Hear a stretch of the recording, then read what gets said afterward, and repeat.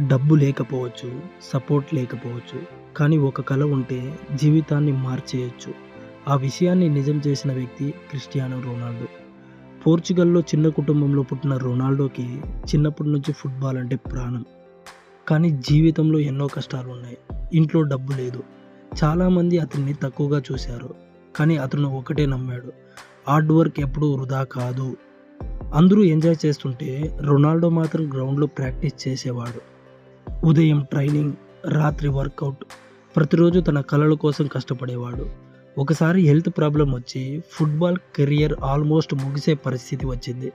కానీ అతను భయపడలేదు, ఆగలేదు, గివ్ అప్ చేయలేదు. ఆ కష్టం, డిసిప్లైన్, డెడికేషన్ ఇవే అతన్ని ప్రపంచ ఫుట్‌బాల్ కింగ్‌గా మార్చాయి. ఈరోజు ప్రపంచం మొత్తం అతన్ని గౌరవిస్తుంది. రొనాల్డో కథ మనకు చెప్పేది ఒకటే. సక్సెస్ రావాలి అంటే టాలెంట్ ఒకటే కాదు, డిసిప్లైన్ ముఖ్యం. కాబట్టి పెద్ద కలలు కనండి, కష్టపడండి.